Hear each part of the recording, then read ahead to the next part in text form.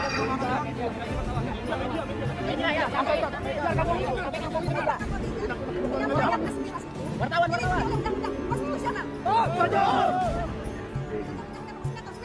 Allah Akbar.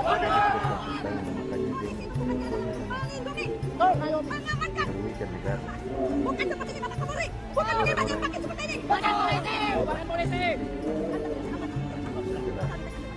Itu anak buah Anda menembaki anak bangsa. Kemarin anak Anda menggelas anak bangsa. Kami sudah tidak bisa membiarkan hari ini anak bangsa ketika menyampaikan aspirasi kesimpulannya mati. Maka itu kami siap mati. Tahu? Nama saya Mokhtar Bapak Bowo, Jakarta Utara. Hidup Priuk. Saya nggak ikut matian. Saya cinta oleh Allah. Akbar. La ilaha illallah. Wa asyhadu anna Muhammadan Rasulullah. Di mana nasib Pak Bowo? Tolong DPR dibubarkan. Nasib adalah Pak Bowo. Tolong FPI naikkan. Kasihan Habib Rizik. Kasihan Habib Muhammad SAW. Assalamualaikum warahmatullahi wabarakatuh. Om Swastiastu, Namo Buddhaya, salam kebajikan. Sahabat-sahabat dimanapun juga berada, saya selalu mengatakan bahwa kadang-kadang dalam sebuah demonstrasi yang ideal itu tersusupi oleh orang-orang yang memiliki agenda busuk, dan hal ini terjadi ya. Beberapa tempat demo di Jakarta pada akhirnya orang-orang itu terciduk oleh kamera. Orang lagi demonstrasi terkait soal tunjangan DPR, tiba-tiba saja ada orang yang berteriak tentang turunkan Prabowo, naikkan Anies Baswedan. Dan bahkan ada dua orang lagi yang saya spill itu tadi, ada emak-emak dan ada juga Pak Mukhtar ya. Kalau kita lihat itu videonya sangat viral bapak ini. Kelihatannya dia ex-FPI, begitu berapi-api berjuang bagaimana supaya FPI katanya dikembalikan oleh Pak Prabowo karena merasa kasihan dengan Habib Rizik Syihab. Nah, ini yang saya maksud, bahwa selalu ada penunggang gelap di belakang yang mencoba bermain memperkeruh suasana. Karena itu memang seharusnya seluruh pihak memang mawas diri atas kelakuan orang-orang yang mencoba bermanuver di belakang layar. Dan saya kira bukan saja orang-orang ini, bahkan banyak tokoh yang mencoba menyusup, termasuk yang selalu saya sampaikan itu, bagaimana kelompok RRT ini atau Repli Harun lah, yang notabene bersama dengan Faisal Assegaf yang lagi goncar berupaya menunggangi isu ini untuk menurunkan Pak Kapolri. Jadi sudah di luar konteks daripada apa yang disuarakan oleh rakyat Indonesia secara umum. Sekalipun sebenarnya saya sih sepakat saja dengan apa yang menjadi seruan dari seluruh rakyat Indonesia hari ini yang memang mengalami kerumitan hidup. Dan tentu ini membutuhkan kebijakan yang konkret dari Pak Prabowo. Jadi tidak saja sekedar bagaimana dia melakukan pemecatan terhadap anggota DPR yang terbukti memang secara nyata congornya tidak bisa dijaga, tetapi juga harus dipastikan ke depannya ini bagaimana kebijakan-kebijakan Pak Prabowo. Yang kedua, saya kira ada hal yang menarik sahabat ya, karena para ormas pemuda yang ada di Indonesia yang terdiri dari lintas agama ini kemudian duduk sama-sama dan mengeluarkan satu pernyataan sikap yang langsung dibacakan oleh Ketua Umum Gerakan Pemuda Ansor. Dan saya kira upaya ini semua dilakukan dalam kerangka bagaimana demonstrasi itu berjalan, tuntutan masyarakat itu tetap dilakukan tapi kondusif. Tidak ada anarkis, tidak ada penyusup, terutama kalau kita mendengar pidato Pak Prabowo itu kan sudah sangat jelas bahwa ada indikasi makar, kemudian ada indikasi gerakan teroris. Nah, kalau kita melihat sejarah masa lalu, yang kemarin melakukan itu kan kelompok-kelompoknya jelas. Itu juga sebenarnya yang selama ini selalu ribut, yang mempersoalkan ijazah Pak Jokowi, yang mempersoalkan pemaksulan Gibran. Ini orangnya itu-itu saja. Nah, cuma memang penunggangnya mungkin silih berganti, tetapi orang ini memang sangat siap untuk ditunggangi setiap ada isu yang mau berhadapan-hadapan dengan negara. Ini mungkin soal karakter perjuangan mereka memang, atau memang mereka ini cari hidup melalui gerakan-gerakan yang kira-kira ini berseberangan dengan negara. Wallahu alam ya.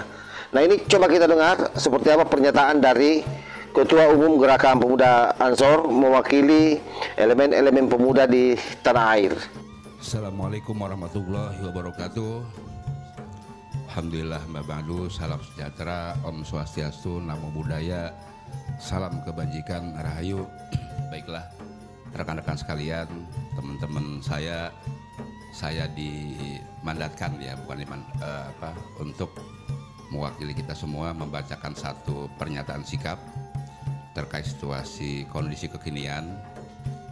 Nah, ini suara bersama kami lintas iman yang memang semangatnya sama, ingin menjaga Indonesia, bahwa bangsa ini bisa terus tumbuh kuat dan berjaya.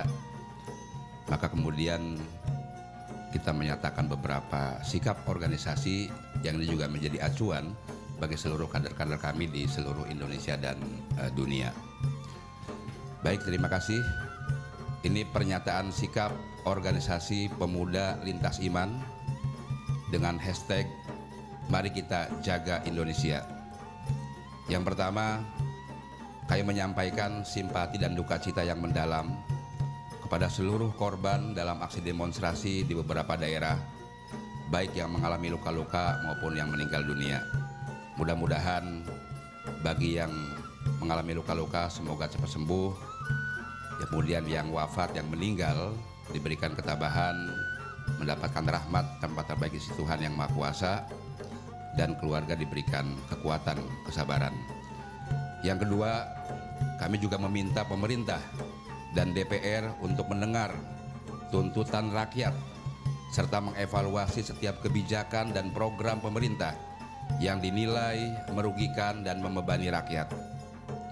Yang ketiga, kami mendesak pimpinan partai politik segera memberhentikan para anggota DPR RI dan pengurus partai yang mengeluarkan pernyataan yang provokatif dan melukai hati rakyat, serta menginstruksikan kepada seluruh kader partai untuk menjaga ucapan serta lebih berempati kepada persoalan-persoalan rakyat.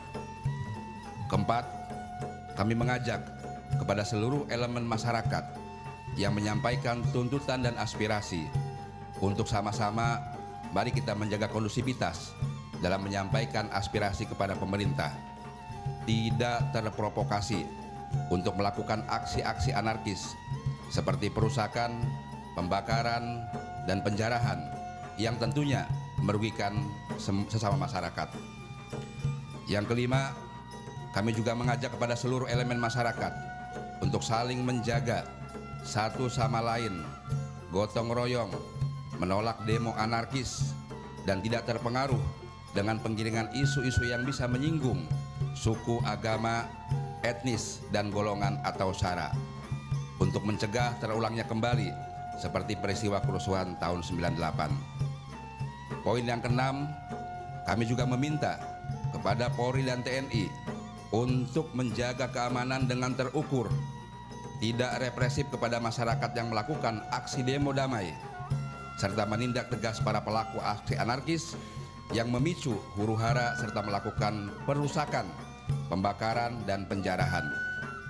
Dan poin yang ketujuh, kami juga menginstruksikan kepada seluruh kader-kader kami organisasi di seluruh lapisan agar bersama-sama dengan masyarakat, bahu-membahu, gotong royong, membangun ruang dialog dengan tokoh-tokoh masyarakat, tokoh-tokoh adat, tokoh-tokoh agama, dan tentunya semua elemen masyarakat, menjaga fasilitas umum serta membantu kesulitan masyarakat di daerahnya masing-masing.